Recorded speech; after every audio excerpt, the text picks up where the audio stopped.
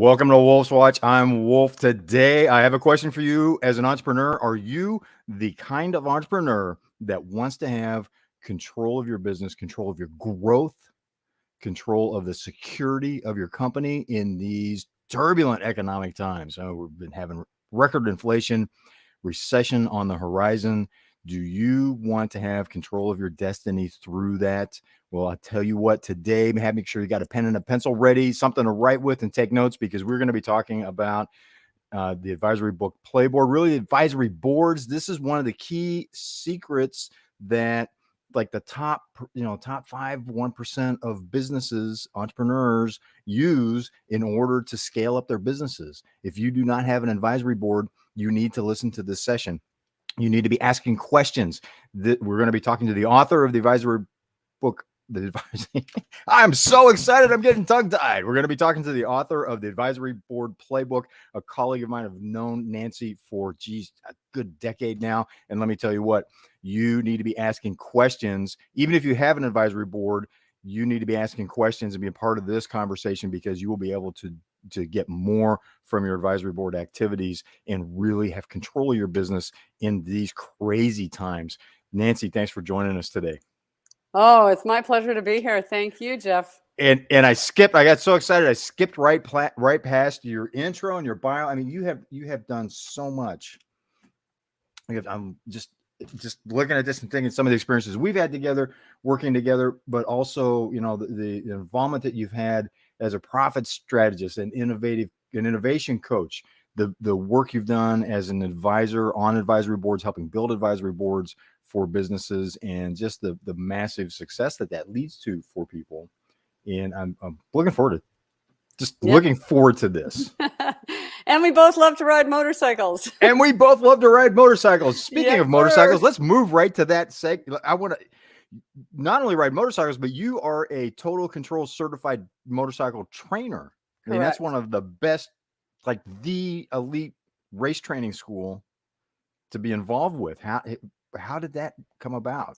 So I have had a very varied career, and I was in the music and film and television industry and had some successes there. Got into the event industry. One of the events that I ran was the Ride for Sight, which is a motorcycle charity event, the longest running one, and proudly took them from about 600,000 to 1.3 million in 3 years. Holy cow. Just by making better communications and really empowering the teams, because I was managing 14 teams of volunteers, which is very different than managing teams of people that you are paying. 14 teams of volunteers. That must, yes, because you don't have the power of the paycheck with teams like that, with volunteers. Exactly. But through that, I ended up co-founding a high-tech motorcycle boot and sports sock company, and spent called Tech Socks. They were well above their time. And one of my biggest distributors was Lee Park, who wrote Total Control and its advanced riding techniques. Oh, really? Yeah. So, because that line of motorcycle gear, the socks, are famous. Yeah, in the motorcycling community. They are, and especially for long distance riders, people, they reduce fatigue, they wick super fast, they wear a pair, pack a pair. I could go on, but so that was a really special relationship that I made with Lee Parks. And when I finally took the course, it blew me away. I mean, I'd always loved riding, but I'm also a bit of a personality assessment geek. And one of the things I am is an idea champion. And when I find an idea that I believe in, there's just nothing stopping me. And I had the good fortune, with Lee just had landed a huge contract with the U.S. Marines. So I got to spend a lot of time down in your part of the world. Every 2 weeks I would go in for... Because you were living in Canada at that time. I was living in Canada at that time.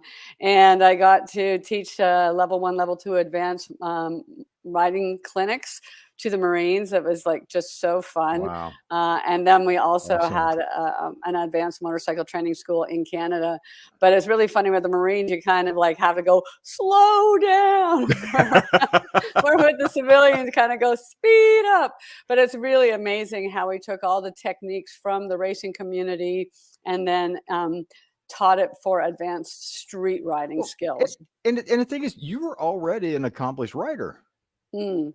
Well, before? like I say, I'm also a lifelong learner. When I learn something new, Yeah.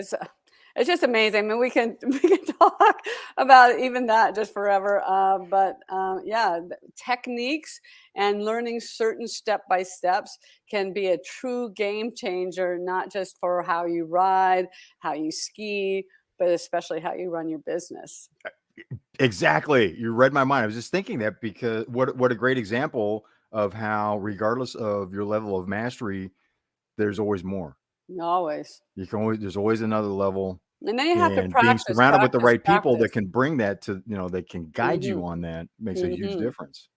Yeah, and it's, and then the interesting part that is also about, building your observation skills, right? Mhm. Because very often, if you look at a world-class gymnast and you see their coaches, there's no way these overweight, heavy-duty elder gentlemen could do what these young girls are doing on the beams and stuff like that.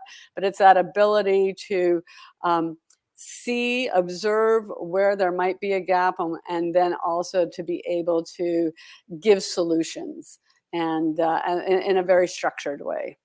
And we have Raven Blair Glover with us. Raven is the founder of Raven International TV Network, which is on Roku, Amazon TV, now on iHeartRadio as well. And Raven, thank you so much for being with us. Honored to have you'll Very be able to see honored. another Thank you, version of Raven. this streaming. But again, coming back to what we're saying, what an amazing transition from music industry to events to manufacturing and product development in the motorcycling community, something that because as a writer, I imagine was close to your heart, then to writer training. And that seems to, did that put you on the path that you're on and continue to be an entrepreneur and eventually begin advising other I've entrepreneurs? always been an entrepreneur, Okay.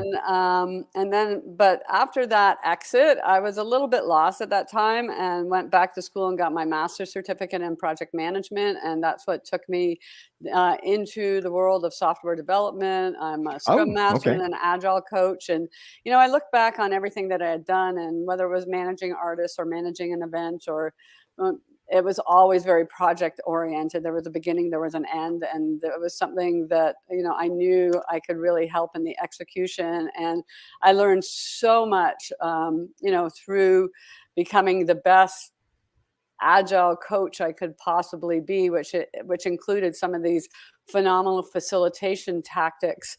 One of them being innovation games, which Hmm. is actually how I got on the whole advisory board journey. Really? Yeah, huh. Now, when you say innovation games, tell us more about that. Tell me more about that. So, Innovation Games is an amazing early stage marketing research process. Like everything's really, whether you're strategic planning, executing, whatever, there is a process. So, Innovation Games I got into because I was running software development teams, and it's a really great way to actually talk to your customers and get feedback through games. Because very often, if someone's in a focus group, they know that someone's sitting behind that mirror. So innovation games is kind of another one of those secret weapons where you use it very early in the startup world or in the product development world. It's like get outside the building and talk to people Hmm. and interview them. And I find most founders really aren't very good at asking the right questions, asking good questions. Or you can do a full build out of your MVP, and then have people track it and do a very expensive focus groups, like $150 per person, and you need a Yikes. facilitator and all that kind of stuff. Well, what I love about innovation games is even with napkin drawings of your frames or whatever, you can Hmm. still get amazing feedback. So I usually Well, do. and the leverage has Yes. always astounded me. A company that the last big industrial company I worked with had done an industrial engineering study and found that the leverage was over 1,000 to 1 by being Mm. able to spend $1 on making it a better product, better connection to the customer at that level, as opposed to when you're already starting to build. Yeah, everybody says they're so customer centric, but this idea of a Hmm. customer advisory board, and this is actually where it all started. But Oh, I okay. generally will do three different types of game. One is a discovery game. And literally in an hour, we can uncover the number one thing if you fix will give you the biggest bang for your buck. The next series of games are shaping games, and the ones. Wait a minute. Wait a minute. Under an hour? Mm-hmm. Holy cow! Talk about return on investment, because that traditional approaches, or the quote. Let me put that in scare quotes. What we're taught in B school, the examples that we see of what businesses are supposed to do, and you're talking months to maybe get that kind of feedback, And that what's so kind of a fun of it is realization. it's really, really unbiased and raw. So Mm. the one game that I particularly like to use for the discovery is something called speedboat. So you put a big giant boat on the board and it's going 50 miles an hour.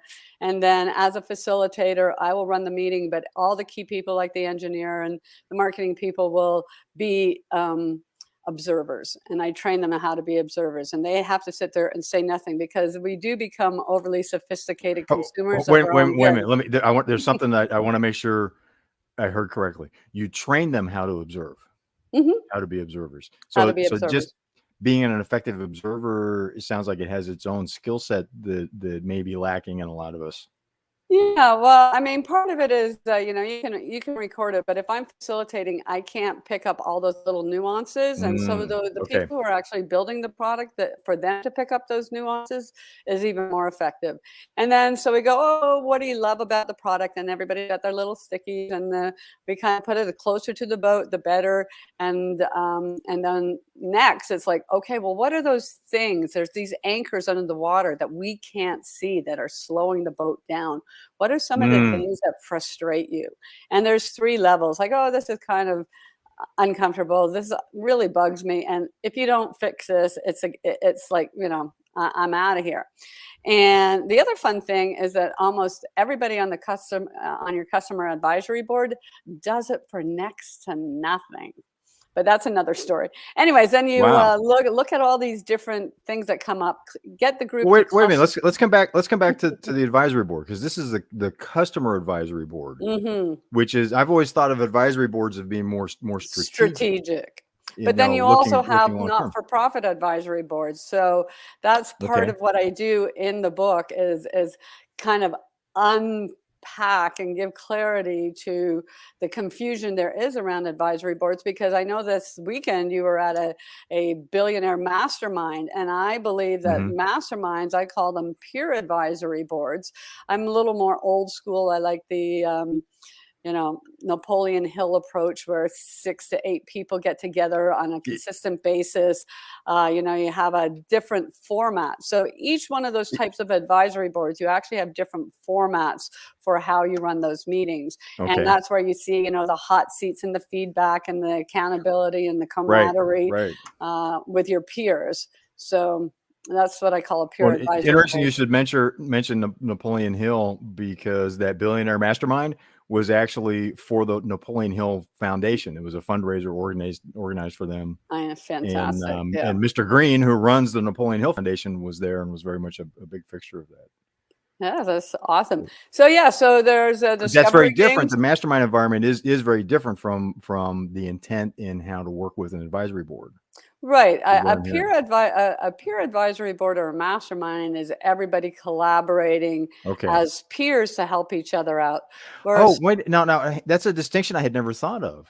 mm, A mastermind is really a peer advisory board. right. Oh, okay. Okay. I Yeah. like that. Versus a strategic advisory board where you're really like surrounding yourself with the most successful people that you know, and they are all focused their energy on helping you solve your biggest business problems, which is like very different from the customer advisory board, where you're getting your super users and people who actually love and use your product to help you um, how become better, because this is will impact their lives, because if you can create a better. So yeah, the next one is kind of like so as I said, then you cluster it, and then you say, if we go fix this problem, how Hmm. much faster the boat will go. And that's how in Yes. a very short period of time, in about an hour, you can uncover the number one problem that if you solved would give you the biggest bang for your buck, as well as uncovering some other problems that you can work on down the road. The next game I generally do is a shaping game, and that's where you allow the customer to help you prioritize as well as give you some ideas. Because I was saying, I think people become overly sophisticated consumers of their own product, and they think some things might be intuitive. So the game that I use is called Prune the Product Tree, and basically you put all the features that you've built, all the features that you're thinking of building, and then you allow the customer to help you prioritize. What are the roots? What are the must-haves? And then what are the low-hanging fruits and nice to have? What I love most about that game is especially or that is that it allows a customer to give you ideas. So there's a lot of blank stickies, and sometimes it can Oh, be the most, yeah. simplest thing, and like Hmm. it's so much fun to watch the engineers just going, what, it's so intuitive, how can you not see that? But they don't understand that that's how their customer feels. Right, Far too right. often people, oh, I built a hassle map, I've done this, I've done that, and they think they know how their customers think, but they're not really having the conversation with them. Well, nothing ever replaces the. Nothing ever has more value really at that point than real customer feedback on Yeah. what is high priority to them. And What do like I said, what they when need to they have? And I start, love that analogy of using yeah, the tree. yeah, and when they start playing, something's going to trigger something, going to trigger something, Oh, bang, bam, bam, bam, bam, and all yeah. this stuff starts coming up that you wouldn't have in any other way. And then my favorite game is a priority game called Buy a Feature. So basically, what you do is you take the next 6 or 7 features. This is for tech, but you can do it with any kind of product development, and kind of T-shirt size, how expensive it is going to be to develop this new feature. Then you give it a number. A small might be $5, an extra large might be $25.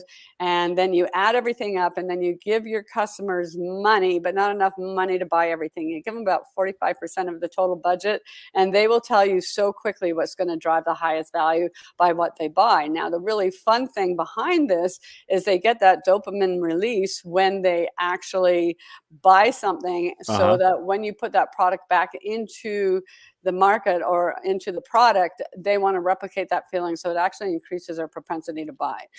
Nice.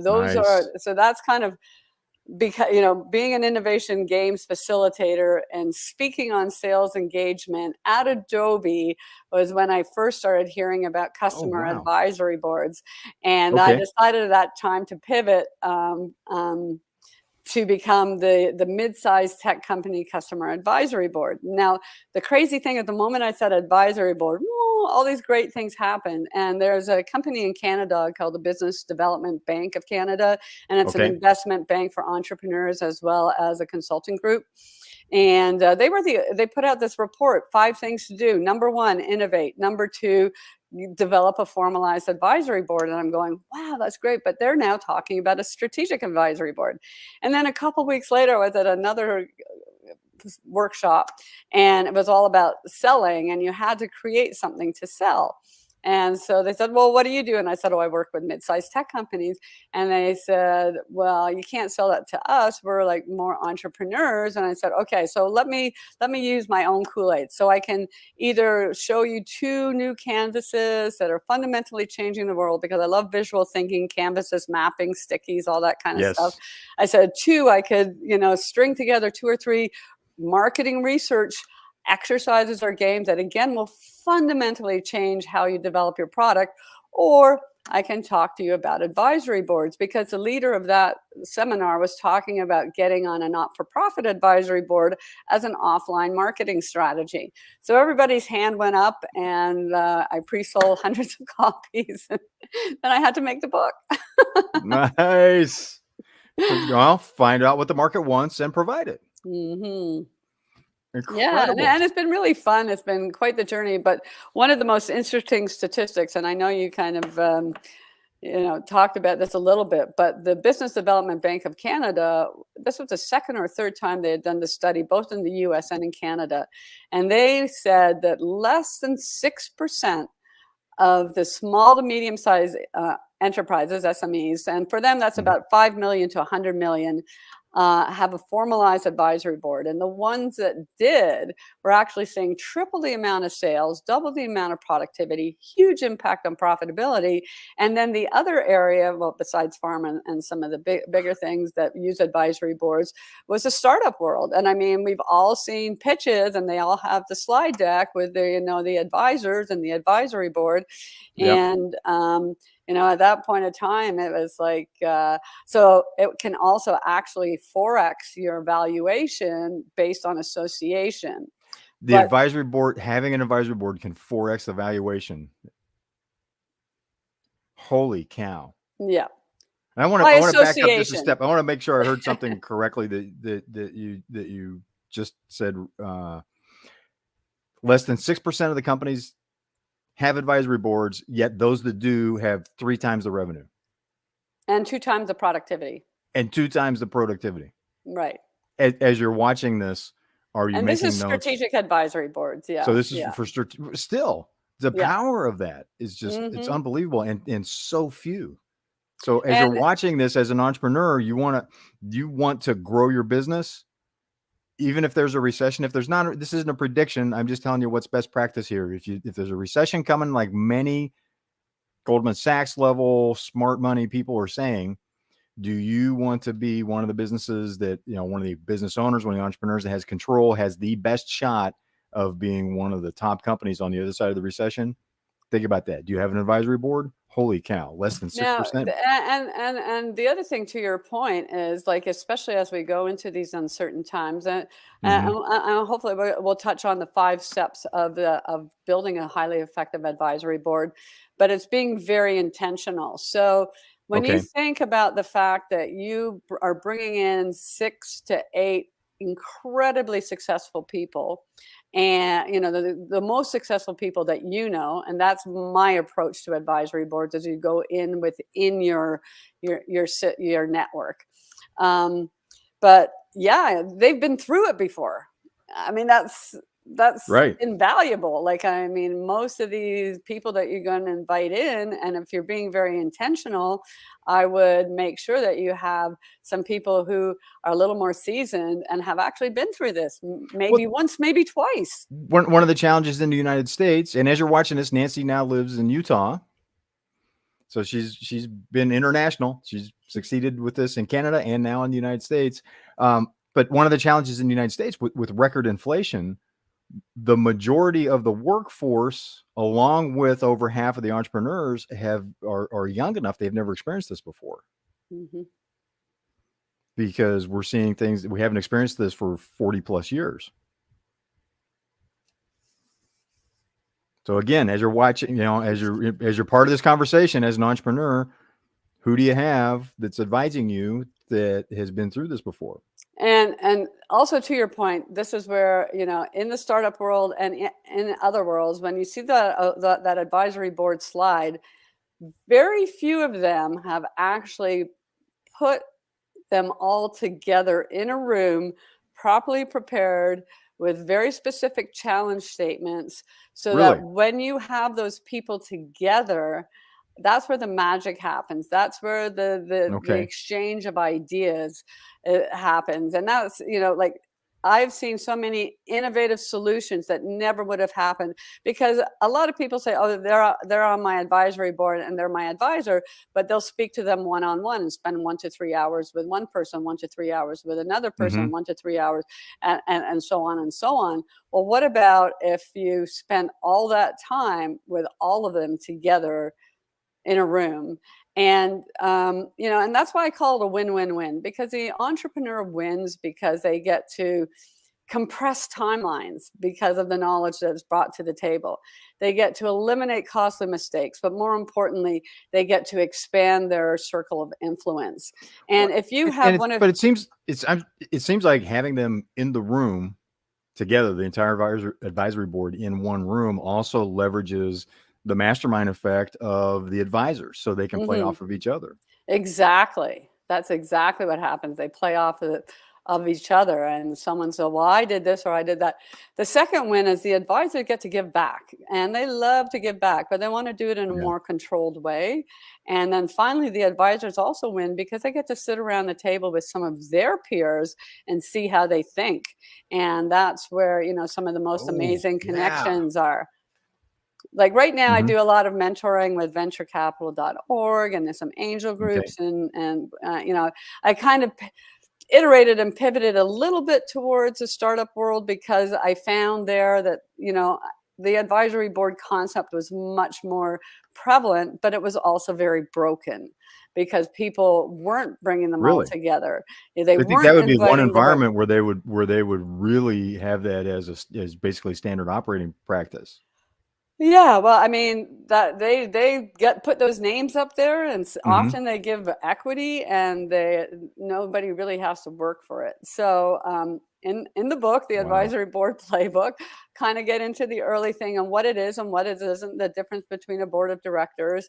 But then the real meat and potatoes is like this 5-step process. And number one, what's the purpose? What's the purpose of your advisory board? Do you need funding? Do you need advice, or do you need access? Now, usually it's all three of those, but I'd like to prioritize the one that's going to, have the biggest impact.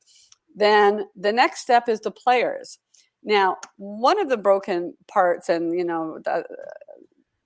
I talk to people, VCs and angel investors all the time, and they kind of look at that advisory board slide and say, is that advisor truly adding value? And so by It's a being great very, question. very strategic upfront about who do you want on your board, because sometimes it's access. It's just having someone that's got the right Mhm. connections. That one connection can make all the difference. So then with the players, I have a kind of I like to build a war room. And based on a bit of a SWOT and based on how you've prioritized the purpose of your advisory board, I really like to then create categories of advice, access, or funding. And then we brainstorm. Even if you have a board of directors, you bring in the most senior people, everybody within your circle of influence that meets the criteria for that category of advice, access, or funding. And then we prioritize them based on experience, expertise, and contacts. Now, if you have one linchpin, like one super heavy player that is already helping you out and you know that Mhm. they will come to the meeting, you invite them first, and then you can use that person with the rest of your invitations. There's a very specific Ah. way to invite them. It's a little bit of a pitch deck, but why them? So you've done your research, you know you need this category, and that's why you're reaching out to them. Why you? A little bit of, just to get them excited and kind of set the expectations. So, is it going to be one in-person meeting a year with one virtual meeting and 3 phone calls, right? Like, I mean, just set those expectations. Now, if Well, you and are, it starts as soon as you said it starts with why, I immediately thought of Simon Sinek and his famous TED Talk mm-hmm, about how it's like less than 5% or less than 1% of leaders are the thing about the most effective leaders always start with that. with the why, Yet yeah. most of the time, like I'm a recovering engineer, so too often uh, I'll start with the analysis because that makes my palms sweat. Yeah, Everybody and else I is like also going, love really get to the Daniel. point. Yeah, Daniel Pink, his book Drive on what motivates people. Number one is purpose. So, it's really important to Yeah. get the purpose. Then we get into the players, very strategic. If you are going to give equity, I highly recommend that it's kind of like an option because you don't want to saddle them with any tax burdens, but Yep. more Yep. so make sure it's vested over like a 2 to 3 year period and tied to very specific milestones that might actually come up or be developed as they're advising you and you're putting Yeah. some of those Well, milestones. it's astounding that an entrepreneur would consider giving up equity without having very clear return on investment goals, requirements for Right. doing that. Why on, that's Well, I mean, yes, very definitely often do they that. have the Oh my greatest gosh. intentions and they do give them equity up front. And then that person, so that, sometimes the other thing is there's certain people you see on way too many slide decks. It's just like there's certain people Right. that write. the forward or whatever for books, and are they really vested? Anyways, the next most important part Good point. is And the VCs will know that, I would imagine. yeah, Because they see it, they're the ones that are seeing all the different names and like going, yeah, that's the 500th time that name showed up. There's no way this person's going to be able to and is deliver adding value. Yeah. Anyways, and then so the next step, and the step number 3 is preparation. So how do you prepare them and make sure that your pitch deck, your financials, your data room, whatever level you might be at. If you're a small to medium-sized business, it's going to be slightly different than a funded startup that's going for their next round of funding. And but here's another one of my secret sauces is compiling your challenge statements. Because if they compiling your challenge statements, right? So instead of just sending them everything and inviting them to the meeting, as you're going through a bit of the SWOT and looking at your strategy, okay. And then when you say SWOT, I want to make sure I'm tracking with you. Strengths, weaknesses, opportunities, and threats. Yeah. So because you should have some insight into where you need help before you go out and ask for help. So that's when you're building your war room. It's based on where you need help and where the gaps are, because if there might be things that you don't need help with, so that preparation and make sure they have the challenge statement. So when they walk into the room, you are listening 80% and only talking 20%. Because another big mistake that people see a lot is like PowerPoint. You have millions of dollars worth of advice in the room, and you're not listening, you're talking. Instead of doing death by PowerPoint, where it's like slide number 453. And then that comes into the next P, which is the planning. And that's super important. That's how you reverse engineer the actual meeting. So then you can walk away with actionable results. And I mean, the interesting thing is, like I say, a lot of people, here's a big one. Never facilitate your own advisory board meeting. Really? You need to be sitting at that table 1,001% engrossed in the moment and working with those people as your peer. You can't be sitting there writing stickies, putting them on the walls and whatever. Plus, you probably don't know how to design the meeting the way that you want. So in the book, in the third part, I actually get into meeting facilitation and what is facilitation, how do preparation, the visual thinking, the design thinking, and gamification, which are kind of the things that I'm well known for. So that's super important. And then and I liked how the book was organized right up front. And Mel Bones is like, look, here's how it's structured. Here's the different sections. So depending on if you're new, go in this order. If you've got some experience, you're looking for these things. Here's how to get the most out of the book, the different types of the boards, where to find that based on what they need. So you provide a good guide to being able to get the most from the book as well. Right. Yeah. And that's really that reverse engineering the meeting itself depends on the challenge statements, which depends on, the people that you picked, which depends on your purpose. So it's, and then the final P is really performance. Like once they've given you, the ideas, how do you let them know that you've listened to them, you're, integrating their ideas into your strategy and, reaching out and doing that stuff. I mean, if you're in a funding stage, it's important to have maybe monthly communications with potential investors and, your data room and all that stuff. But I think your advisors, it's really important to have a more intimate touch point. The other thing is that if you've already had, a round of funding and you've got a key investor, I would have them as your advisory board, because they're also then going to be, when the founder or the business owner brings in 6 or 7 other people from a variety of backgrounds into that meeting, you've just helped them expand their potential investors ecosystem as well. Yeah. Yeah. Yes, that's great thinking. And then, like I said, the third part of the book is how to run great meetings, Mm-hmm. make sure that Mm-hmm. they're interactive, they're fun, they're experiential. And, as Jeff said, that we go way back. And I love what you do at Adventure CEO. It's very experiential. I mean, I think Mm-hmm. people, when they learn by doing, it's something that they never forget. Yes. And then, and then the Yes. fourth part Thank of you. the book is how you take who the advisors are, the 5-step process, how to facilitate, and it puts it all together. Okay, if you're having a strategic advisory board, here's the purpose, here are the players, here's how you prepare them, here's how you plan, and I give examples of how I might facilitate that type of a meeting, and then here's the performance, and here's who's going to use it, and here's how they're going to use it if you're really smart.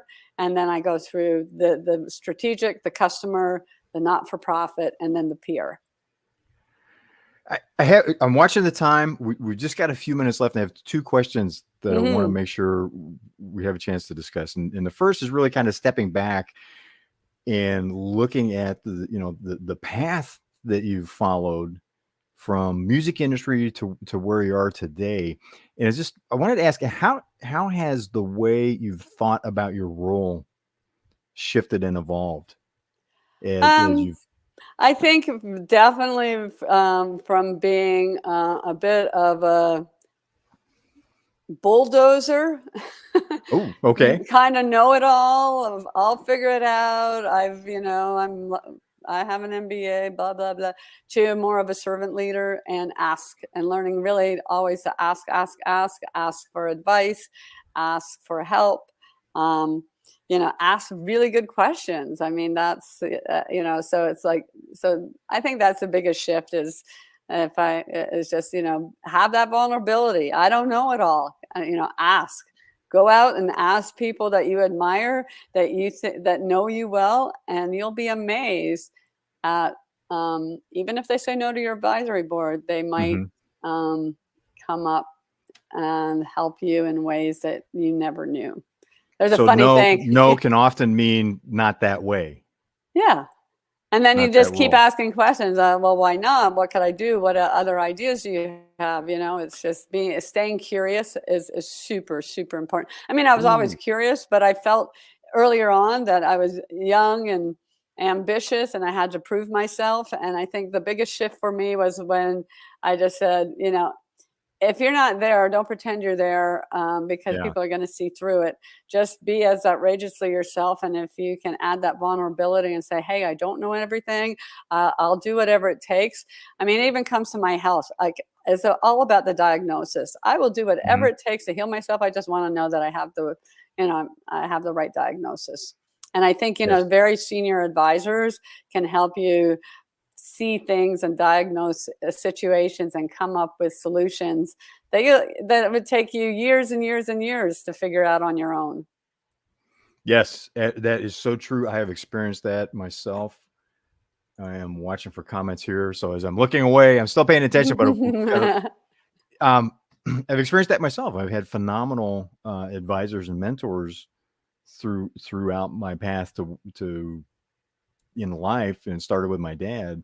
And it makes a huge difference. It can create inflection points. It can keep from making absolutely, hey, looks like a safe path, but guess what? That's just actually thin ice on the frozen lake. You don't want to step there kind of guidance.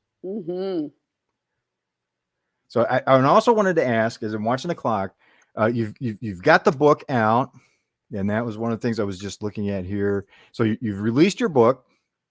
What are you working on now? What's coming next? So it's kind of funny because I was planning to do a super soft launch and just get it out because I interviewed quite a few amazing people as Mm-hmm. advisors, and I reached out to some amazing people to get some endorsements and some thought leaders that I've been building relationships with since I've moved down to Utah, and I've been spending some time in Silicon Valley because of the agile and everything background, and my friends in Toronto. And it's just taken off a life of its own. I mean, I still plan to play the long game. I do like 2 things every single day to, to put it out there.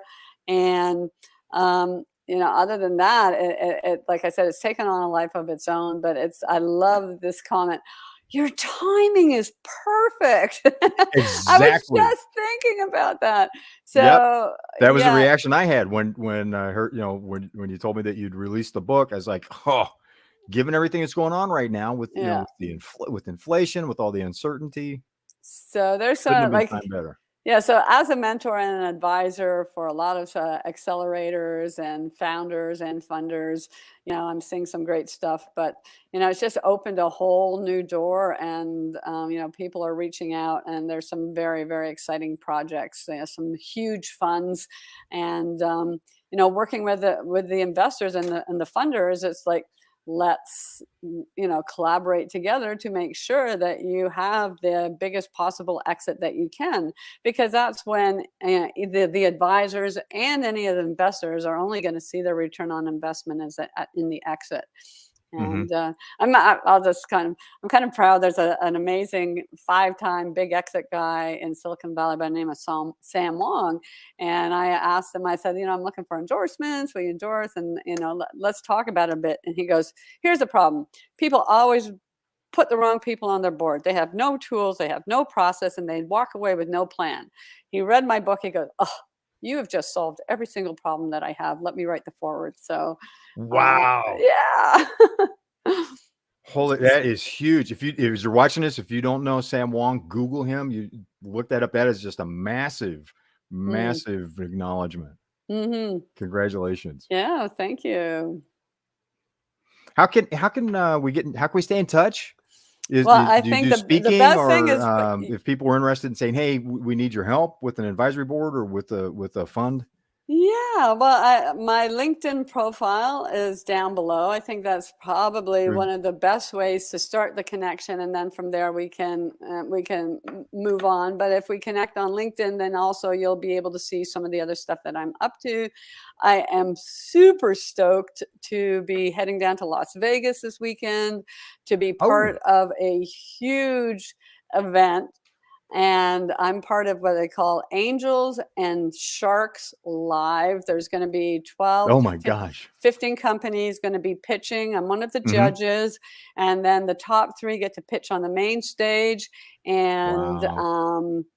then I'm doing a breakout session, and this is all part of Freedom Fest. So if you're not aware of it, it's there's more accredited investors there than just about any other event, and Oh it's my gosh. it's not political, but it's Hmm. definitely people who believe in capitalism, are building amazing companies, and are Free very, very enterprisers. wealthy. Free enterprisers, right? The Exactly, entrepreneur exactly. community. The entrepreneur community, but the very successful like Right. Steve Forbes and Holy Jeff cow. Hazlitt Really? and Steve yeah, Forbes. Kevin Harrington. I mean, it's Right. like the who's Yeah. who of yeah. Even John Cleese is going to be there, so I'm really excited to see him. Investment with a smile. With a laugh. Yeah, Yeah. so and then more, more speaking and more podcasts and yeah, ju just more opportunities, and as you can tell, I'm very passionate about this. I do think it is such a win-win-win opportunity that not enough people are taking Hmm. advantage of. And then the other thing is that there's more and more advisors or super uber successful people that are kind of like, they're not hanging up their hat, but they're like, kind of retiring, and they still want to stay involved. And that it's amazing for them, it's amazing for you as a business owner, Yep. and like it will like not just grow your company exponentially, but it'll grow your network, and and we were saying, compress the timelines and Oh, definitely phenomenally. eliminate costly mistakes. But it's the magic when you get everybody together. The ideas and the solutions would never ever happen one on one. Yes. Yes. That is so true. I've experienced that again and again. Nancy, thank you so much. We need to do this again. If nothing else, I just want to hear, what happened at Freedom Fest, how it went being a judge Yeah, on, what is it, Angels and Sharks? You're going to be a judge at Angels and Sharks, and to hear more about live. what's happening with the rollout of the book and the work you're doing with advisory boards, because it's so crucial right now. Thank you. As you're watching this, connect with Nancy. We've been streaming we're streaming her how to connect with her on LinkedIn in the ticker tape below, and start that conversation. Get a copy of the book. Just as a reminder, this is available on Amazon? It's Or they on can order? Amazon, but if you reach out and connect with me, then I can maybe get you a signed copy, because if you go Oh, to, yeah. So there yeah, you go. Another reason to connect on LinkedIn. same price, but you get the signed copy. But still get the signed copy, and then you can include a connection, a question perhaps, Hmm. through the connection. And I But can't that's wait to see you again in person, and so we can do some more things, some more games, some more yes. exercises, because I think we could really dive deep into the third part of the book on some of these different, like, not just experiential learning, but liberating structures, innovation games, creative Mhm. problem solving institute, management 3.0. There's just a variety of amazing, cool things. Okay. Holly That McCord, thank you for being part of the conversation. Holly says, great discussion and tips. Congrats on your book, Nancy. Thank you, Holly. Well, with that, we're up against a hard stop. I know you've got a busy schedule as well, and I promised we would stay on track with the timing. Nancy, thank you so much for being with us. As you're watching, reach out to Nancy on LinkedIn. The information is right below. We'll put it in the show notes as well, so you can go to the comments and description for this where you're watching it, and smash that like button if you're seeing this on YouTube, LinkedIn, Facebook, wherever you're watching. That helps us be able to reach more people and get tips like this out. And Nancy, thank you so much for Thank you, sharing Jeff. your incredible wisdom and the impact that advisory boards have. Yeah, and keep the rubber side down. Yes, keep the rubber side down. I will see you on the trail. Okay.